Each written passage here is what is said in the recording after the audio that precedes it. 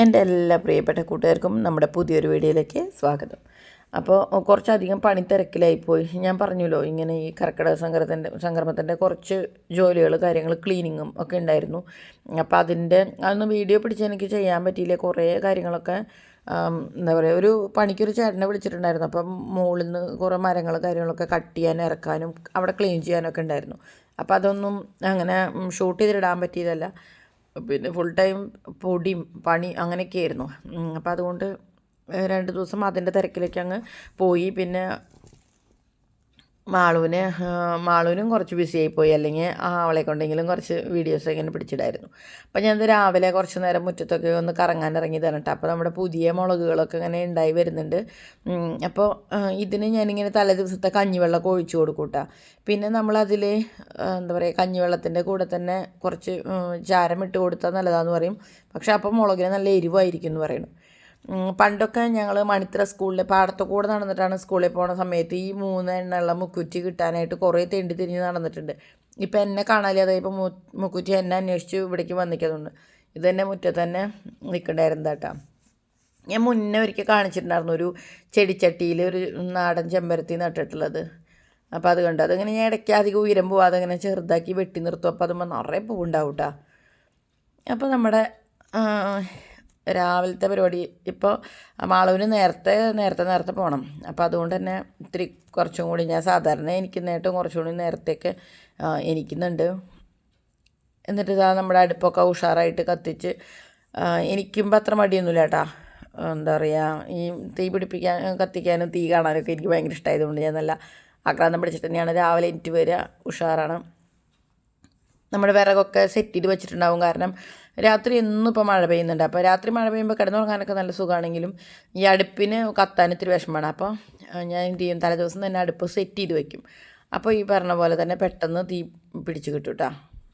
ഇനി രാവിലത്തെ കറി പരിപാടി കാര്യങ്ങളൊക്കെ തുടങ്ങിയിട്ടുണ്ട്. ചണക്കടലയുടെ ഒരു കറിയാണ് വയ്ക്കുന്നത്. കാരണം ഇന്ന് ഞാൻ ഇപ്പോൾ ഇൻസ്റ്റൻ്റായിട്ട് നീർദോശ ഉണ്ടാക്കാനായിട്ട് അരച്ച് വെച്ചിട്ടുണ്ട്. പച്ചരി കുതിർത്ത് വെച്ചിട്ടുണ്ടായിരുന്നു. ആ കുതിർത്ത് വെച്ചതും കൂടി ഞാൻ അരച്ച് വെച്ചിട്ടുണ്ട്. നീർദോശ ഇന്നും എനിക്കൊരു പരാജയമാണ്. ഇന്നും ഒരു പരീക്ഷണത്തിന് അരച്ച് വെച്ചിരിക്കുകയാണ്. അപ്പോൾ ഞാൻ ഈ ചന്നക്കടല എന്ന് പറഞ്ഞാൽ തേങ്ങയും അതുപോലെ തന്നെ 1.5 ടീസ്പൂൺ മല്ലിയും, ഇത് രണ്ടുമാണ് മെയിനായിട്ടുള്ള ഇൻഗ്രീഡിയൻസ്. കാരണം ഭരതേട്ടന് ഒരു തട്ടുകടയെന്നോ എവിടെ നിന്നൊന്നും അറിയില്ല കറക്റ്റായിട്ട് ബട്ടൂരിയും ഈ ചനക്കടല കറിയും പാഴ്സൽ മേടിച്ചു കൊണ്ടുവരാറുണ്ട്. അതിലാ കറി നല്ല അടിപൊളി ടേസ്റ്റാണ് കേട്ടോ. അപ്പോൾ ഭരതൻ പറയും, അത് നീ നാളികേരം വറുത്തരച്ചിട്ട് ഉണ്ടാക്കിയാൽ നിനക്ക് അതുപോലെ ചെയ്യാൻ പറ്റും. അതിൽ മല്ലിയുടെ ടേസ്റ്റാണ് കൂടുതൽ നിൽക്കുന്നത്. അപ്പോൾ അതുകൊണ്ട് കുറച്ച് കൂടുതൽ മല്ലിയിട്ട് നോക്ക്. അതുപോലെ തന്നെ ഇത്തിരി പെരിഞ്ചീരകവും വറുക്കുന്നതിൻ്റെ കൂട്ടത്തിലിട്ടോ, അടിപൊളിയായിരിക്കുന്നത്. അപ്പോൾ ഞാനിതിൽ കുറച്ച് നാളികേരം അതുപോലെ തന്നെ ഒരു 1.5 ടീസ്പൂണ് മുഴുവൻ മല്ലിയാണ് എടുത്തിരിക്കുന്നത് കേട്ടോ. അപ്പോൾ ഇനി പെരിഞ്ചീരകം ഞാൻ ഇതിൻ്റെ കൂടെ വറക്കുന്നുണ്ട്. പക്ഷേ ലാസ്റ്റ് അത് ചേർക്കുള്ളൂ. അതിന് മുമ്പ് നമ്മുടെ ഇഞ്ചി വെളുത്തുള്ളി പേസ്റ്റൊക്കെ ചേർക്കുമ്പോൾ ഇങ്ങനത്തെ കറികൾക്ക് നല്ലതാണല്ലോ. അപ്പോൾ ഞാൻ 2-3 അല്ലി വെളുത്തുള്ളിയും 2 കഷ്ണം ഇഞ്ചിയും കൂടി അവസാന സമയത്ത് ജസ്റ്റ് അതിൻ്റെ ഒരു പച്ചമണം മാറാൻ വേണ്ടി മാത്രം ചേർത്ത് ഒന്ന് ഇളക്കി കൊടുക്കുകയാണ്. പെരിഞ്ചീരകം കറിവേപ്പില അതൊക്കെ ഏകദേശം അവസാനം ഇടുന്നതാണ് നല്ലത്. കാരണം പെരിഞ്ചീരകമൊക്കെ പെട്ടെന്ന് അങ്ങോട്ട് ആ ചൂട് മാത്രം മതി, അതിലൊന്നും അങ്ങനെ പൊട്ടി അതൊന്ന് ഓക്കെ മതി. നമ്മൾ ആദ്യമേ തൊട്ടിട്ട് കഴിഞ്ഞാൽ ചിലപ്പോൾ അവസാനം ആകുമ്പോഴത്തേക്കും പെരിഞ്ചീരകം കരിഞ്ഞു പോകും. ഇപ്പോൾ തീ ഓഫാക്കിയിട്ടാണ് ഞാൻ ഇത്തിരി നേരം കൂടി ഒന്ന് ഇളക്കിയത്. അപ്പോൾ ഇത് അരച്ചിട്ട് ഇങ്ങനെ വെച്ചപ്പോൾ കറക്റ്റ് ഭരതേട്ടൻ വാങ്ങിച്ചുകൊണ്ടിരുന്ന ആ ഒരു കറിയുടെ കറക്റ്റ് ടേസ്റ്റ് കിട്ടിയിട്ടാണ്. അപ്പോൾ ഇനി എനിക്ക് കുഴപ്പമില്ല, ഇനി അടിപൊളിയായിട്ട് ഉണ്ടാക്കാം. അത് പൂരിക്കൊക്കെ നല്ല സൂപ്പറായിട്ടാണ്. അപ്പോൾ ഞാൻ മുളകിനായിട്ട് നമ്മളൊന്നും ചേർത്തില്ല. അപ്പോൾ ഞാൻ കുറച്ച് മുളക് പൊടി ഇട്ടതിന് ശേഷം അതൊന്ന് കുലുക്കി റെഡിയാക്കണം. അപ്പോൾ ആ ചൂടുകൊണ്ട് അതങ്ങ് ആയിക്കോളും. ഇനി ചൂടാറുമ്പോൾ നമ്മൾ അരച്ചെടുക്കും കേട്ടോ. അപ്പോൾ ആ ചൂടാറുന്ന സമയം നമുക്ക് വേഗം തന്നെ, അപ്പോൾ ഞാൻ പറഞ്ഞല്ലോ നേരത്തെ എൻ്റെ അരിയുടെ പരിപാടിയൊക്കെ കഴിച്ച കാരണം അരി ഒരുവിധമൊക്കെ വെന്തിട്ടുണ്ട്. അപ്പോൾ ഞാൻ ജസ്റ്റ് ഒന്ന് അത് അപ്പുറത്തേക്ക് ഒന്ന് മാറ്റി വെച്ചു. അപ്പുറത്തെ അടുപ്പിലും എപ്പോഴും ഇങ്ങനെ ചൂടുണ്ടാവും കേട്ടോ. ഇതൊന്നും അങ്ങോട്ട് പാസ് ചെയ്യണ ആ ഒരു ചൂടുണ്ടാവുമല്ലോ. അപ്പോൾ അതിങ്ങനെ തിളച്ചുകൊണ്ടിരിക്കും. അപ്പോൾ ജസ്റ്റ് അപ്പുറത്തെ ഒരു പുകയില തടുപ്പിന് ഒരു 3 അടുപ്പുണ്ടാവുമല്ലോ, അതിൻ്റെ ആ തീ പോകുന്ന അടുപ്പിലേക്ക് ചോറങ്ങം കുറച്ച് നേരത്തേക്ക് മോനൊന്ന് റെസ്റ്റ് എടുത്തുകൊണ്ട് അങ്ങോട്ട് മാറ്റി വെച്ചു. അപ്പോൾ അതിലായിരുന്നു തിളയ്ക്കണമൊക്കെ ഉണ്ടായിരുന്നു കേട്ടോ. അപ്പോൾ നമ്മൾ പെട്ടെന്ന് തന്നെ ബീൻസ് തോരൻ വയ്ക്കാനുള്ള പരിപാടിയാണ് കേട്ടോ. അപ്പോൾ നമ്മളുടെ ആവശ്യമുള്ള സാധനങ്ങൾ സവോള, കറിവേപ്പില, പച്ചമുളക്, ചുവന്നമുളക്, നാളികേരം, ഉപ്പ്, മഞ്ഞൾപ്പൊടി അങ്ങനത്തെ എല്ലാ ഐറ്റംസും സെറ്റാക്കിയിട്ടുണ്ട്. അത് പറഞ്ഞപ്പോഴാണ് ഞാനൊരു മസാല ബോക്സ് വാങ്ങിച്ചിട്ടുണ്ട് കേട്ടോ. അപ്പം എനിക്ക് ഈ വർക്ക് ഏരിയയിൽ വെച്ച് പാചകം ചെയ്യും, ഞാൻ അടുക്കളയിൽ വെച്ച് പാചകം ചെയ്യും. പക്ഷേ എനിക്ക് അങ്ങനെ കറി മസാലകൾ ഇട്ട് വയ്ക്കുന്ന ഒറ്റ ടിന്നുകളേ ഉള്ളൂ, ഓരോ വീതം ടിന്നുകളേ ഉള്ളൂ. അപ്പം ഞാൻ മുന്നേ ഉണ്ടായിരുന്നു എൻ്റെ കയ്യിൽ ഈ മസാല ബോക്സ്. പക്ഷേ എനിക്ക് ആ മസാല ബോക്സ് എന്തോ എല്ലാതും അതിന് ആ സ്വഭാവമാണെന്ന് എനിക്കറിയില്ല. അതിൽ പെട്ടെന്ന് ഇങ്ങനെ ഒരു പൂപ്പൽ വന്ന പോലെ തോന്നും. അതായത് നമ്മളിപ്പോൾ ഫ്രഷ് ആയിട്ടുള്ള മുളക് പൊടി എടുത്തിട്ട് ഈ മസാല ബോക്സിൽ ഇട്ട് വെച്ചിട്ട് പിറ്റേ ദിവസം നോക്കുമ്പോൾ അതിൻ്റെ കളറൊന്നും മങ്ങി ഇങ്ങനെ ഡള്ളായിട്ട് അതിൻ്റെയും പിറ്റേ ദിവസത്തേക്ക് ജസ്റ്റ് പൂപ്പൽ വന്ന് തുടങ്ങിയിട്ടുണ്ടാവും. അപ്പോൾ അങ്ങനെ ഞാൻ ഉപേക്ഷിച്ചതാണ്. അപ്പോൾ ഇപ്പം ഞാൻ വിചാരിക്കണത് എന്താണെന്ന് വെച്ചാൽ അതിലെല്ലാതും അപ്പോഴത്തേക്ക് ആവശ്യമുള്ളത് ജസ്റ്റ് കുറച്ച് മാത്രം ഇട്ടിട്ട് ഇവിടേക്ക് കൊണ്ടുവരിക. തിരിച്ചും നമ്മൾ ഈ കുക്കിങ്ങിൻ്റെ ആവശ്യം കഴിഞ്ഞാൽ അതുപോലെ അങ്ങ് എടുത്ത് വയ്ക്കാമെന്നാണ് വിചാരിക്കുന്നത്. നിങ്ങൾക്ക് ആർക്കെങ്കിലും അങ്ങനെ പ്രശ്നമുണ്ടോ ഈ മസാല ബോക്സിന് പൂപ്പൽ വരുന്നത്? ഞാൻ സ്റ്റീലിൻ്റെ വാങ്ങിച്ചു നോക്കി, പ്ലാസ്റ്റിക്കിൻ്റെ വാങ്ങിച്ചു നോക്കി, എല്ലാത്തിനും ഇത് തന്നെയാണ്. പ്ലാസ്റ്റിക്കിനെ ഞാൻ പിന്നെ ഉപയോഗിച്ചിട്ടില്ല, കാണാൻ നല്ല ഭംഗിയുണ്ട്. അപ്പോൾ അതുകൊണ്ട് എനിക്ക് അത് എടുക്കാനും തോന്നിയില്ല. അപ്പോൾ അതവിടെ എടുത്ത് വെച്ചിരിക്കുക, സ്റ്റോറിലുണ്ട്. ഞാൻ ഒരിക്കൽ കാണിച്ചു തരാം കേട്ടോ. അപ്പോൾ നമ്മളവിടെ ഇങ്ങനെ വെള്ളമൊക്കെ തെളിച്ചിട്ട് ബീൻസ് വേവാനായിട്ട് അങ്ങനെ വെച്ച് കൊടുത്തിട്ടുണ്ട്. കുറച്ച് അധികം വെള്ളം ഒഴിച്ചിട്ടുണ്ട്, അപ്പോൾ അതുകൊണ്ട് കരിയൊന്നുമില്ല. ഇനി നമ്മുടെ സവോളയും തക്കാളിയും അതിലേക്ക് ഇട്ട് കൊടുക്കുകയാണ്. സാധാരണ ഞാൻ പറഞ്ഞല്ലോ ഭാരതയുടെ പാഴ്സൽ വാങ്ങിച്ചുകൊണ്ടിരുന്ന കറി എന്ന് പറയണതിൽ വേറെ സവോള ചെറിയ പീസസ് ഉണ്ടാവും, അതല്ലാതെ വേറെ ഒരു കഷ്ണവും നമ്മൾ കാണാറില്ല കേട്ടോ. മെയിനായിട്ട് ഈ ചനക്കടലയും ഈ ചാറും മാത്രമേ ഉണ്ടാവാറുള്ളൂ.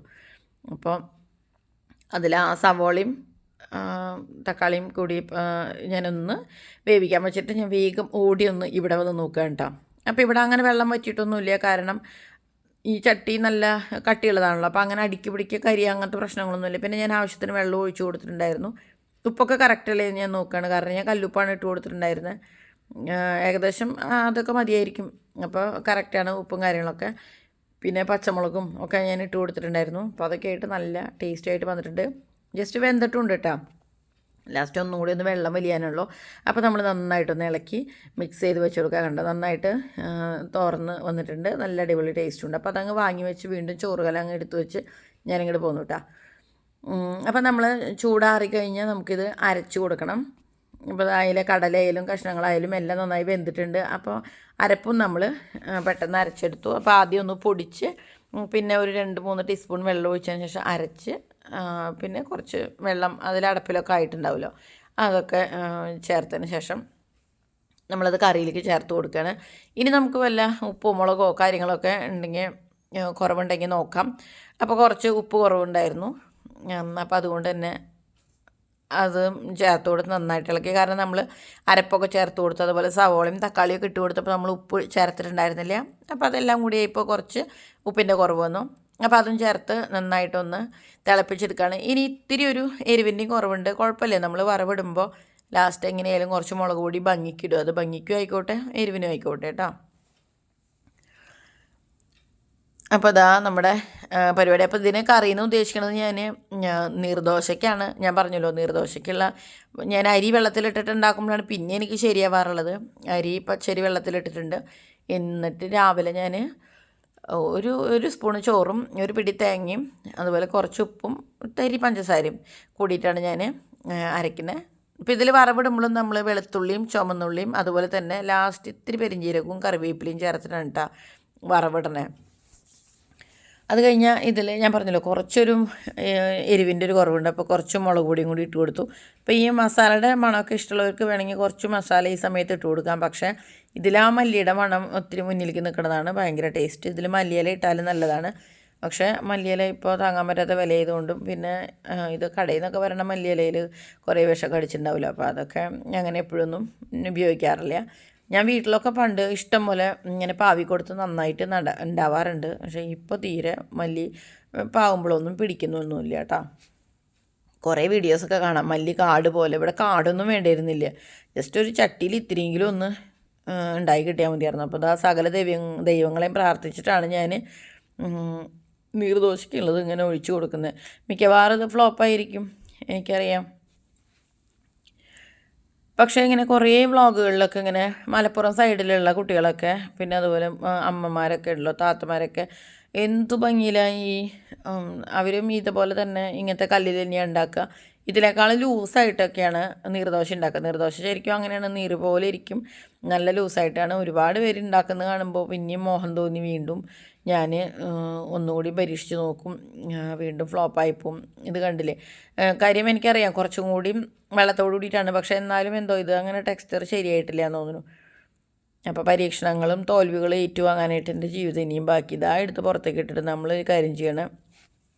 വെള്ളയപ്പച്ചട്ടി എടുത്ത് അടുപ്പത്ത് വെച്ചു. അതൊന്ന് ചൂടായിപ്പം ഈ പറഞ്ഞ പോലെ ഒട്ടി പിടിക്കണതാണല്ലോ മറ്റൊരു പ്രശ്നം. ഇതിപ്പോൾ നോൺ സ്റ്റിക്ക് ആയതുകൊണ്ട് തന്നെ ഒട്ടാൻ നിൽക്കില്ല. അപ്പോൾ അതുകൊണ്ട് തന്നെ ഞാൻ ഉണ്ടാക്കിയെടുക്കണം. അപ്പോൾ ഈ ചട്ടിയിൽ ഒഴിച്ച് എങ്ങനെയായാലും അങ്ങ് ഉണ്ടാക്കിയെടുക്കുക എന്നുള്ളൊരു ധൈര്യം കൊണ്ടാണ്, അഹങ്കാരം കൊണ്ടാണ് ഞാൻ ഇന്നും നീർദോശയ്ക്ക് വേണ്ടിയിട്ട് ഇറങ്ങി തിരിച്ചത്. അപ്പോൾ ഇതെന്ന് വെച്ചാൽ എന്താ പറയുക, വെള്ളയപ്പത്തിൻ്റെ ടേസ്റ്റ് അല്ല, പക്ഷെ എന്നാൽ ഒരു പത്തിരിയുടെയൊക്കെ ടേസ്റ്റ് ഉണ്ടായിരുന്നു, നന്നായിട്ടുണ്ടായിരുന്നു. അതും കറിയും കൂടി നല്ല കോമ്പിനേഷനായിരുന്നു കേട്ടോ. അപ്പോൾ മാളുവിന് രാവിലെ കാപ്പിയുടെ ഒപ്പം ഇതാണ് കൊടുത്തത്. അപ്പോൾ അവൾ പറഞ്ഞു നല്ല അടിപൊളിയായിട്ടുണ്ടെന്ന്. പിന്നെ അവർക്ക് ഈ കറി കൂട്ടി ചോറുണ്ണാനും നല്ല ഇഷ്ടമാണ് കേട്ടോ. അപ്പോൾ ഈ ചന്നക്കടലയുടെ കറി ലച്ചുവിനായാലും അത് ഊണ് കഴിക്കുമ്പോഴും അവന് ഇഷ്ടമാണ്. അപ്പോൾ അതാണ് ഞാൻ കുറച്ച് കറി ഉണ്ടാക്കിയത്. അപ്പോഴത്തേക്കും എന്താ, അപ്പം മാളുവിന് കാപ്പി കാര്യങ്ങളൊക്കെ കൊടുത്തു കഴിഞ്ഞ് നമ്മുടെ അരി വെന്തിട്ടുണ്ട്. അപ്പോൾ ഞാൻ കുറച്ച് നേരം അപ്പുറത്തേക്ക് മാറ്റി വെച്ചു എന്ന് പറഞ്ഞല്ലോ. അപ്പോൾ ആ സമയത്തും അതിങ്ങനെ തിളയ്ക്കുന്നുണ്ടായിരുന്നു. ഒരു ചെറിയൊരു ചൂട് മതി. അപ്പോൾ അതാ അരി വാർക്കുകയാണ്.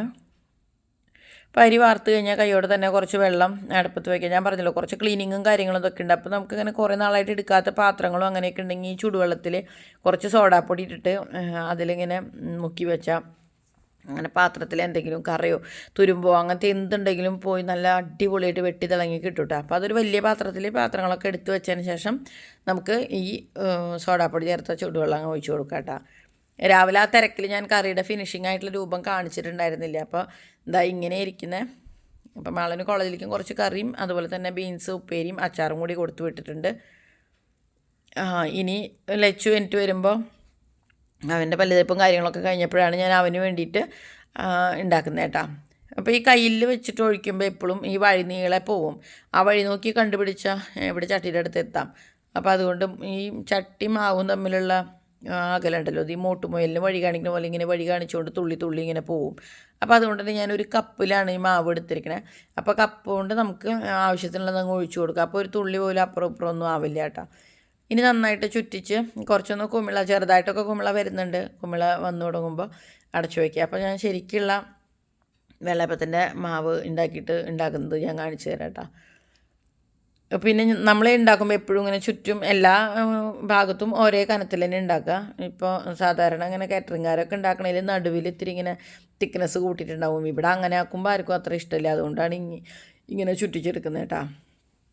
അപ്പോൾ എല്ലാ ഭാഗത്തും ഒരേ കനത്തിൽ ആയിട്ടുണ്ടാക്കുക. അപ്പോൾ ഇങ്ങനെ അരികൊക്കെ മൊരിഞ്ഞിട്ടൊക്കെ എനിക്ക് കിട്ടാറുണ്ട്. അപ്പോൾ ഞാനത് ഇപ്പോൾ നമ്മളതിൻ്റെ കൂട്ടല്ലല്ലോ, പിന്നെ ഫെർമെൻറ്റ് ചെയ്യാനും വെച്ചിട്ടില്ല, ഇപ്പോൾ തന്നെ അരച്ചിട്ട് ഇപ്പോൾ തന്നെ ഉണ്ടാക്കുന്നതാണ്. എന്നാലും സംഭവം നല്ല അടിപൊളി ടേസ്റ്റ് ആയിരുന്നു കേട്ടോ. അപ്പോൾ ഞാൻ ലച്ചും കൂടി അങ്ങനെ കഴിക്കുകയാണ്. ലച്ചുവിനുള്ളത് കൊണ്ടുകൊടുത്തു. ഇനി 2 എണ്ണം എനിക്ക് കൂടി ഉണ്ടാക്കി കഴിഞ്ഞാൽ പണി തീർന്നു. പിന്നെ ഇന്നലെ ഉണ്ടാക്കിയ സാമ്പാർ ഇരിക്കുന്നുണ്ട്. സാമ്പാർ ഞാൻ ഉണ്ടാക്കിയ ഉടനെ തന്നെ ഞാൻ 2 ദിവസത്തേക്കാണ് എപ്പോഴും സാമ്പാർ ഉണ്ടാക്കുക. കാര്യം പച്ചക്കറിക്കൊക്കെ തീ പിടിച്ച വിലയാണ്. അപ്പോൾ ഒരു കറിയൊന്നും ഒട്ടും പോലും കളയാൻ പാടില്ല.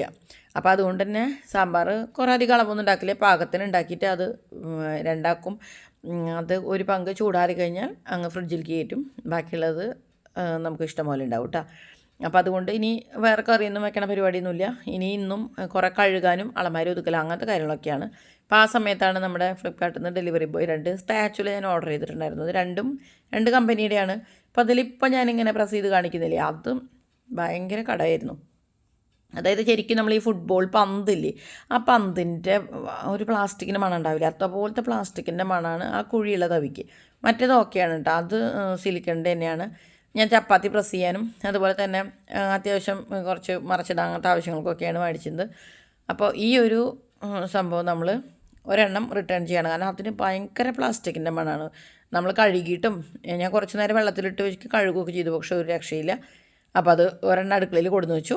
മറ്റേതങ്ങ് അതേപോലെ തന്നെ പൊതിഞ്ഞ് കെട്ടി സ്റ്റിക്കറോ ഒന്നും പൊട്ടിക്കാതെ അതേപോലെ തന്നെ പാക്ക് ചെയ്ത് കൊടുത്തിട്ടുണ്ട്, റിട്ടേൺ അടിച്ചിട്ടുണ്ട്.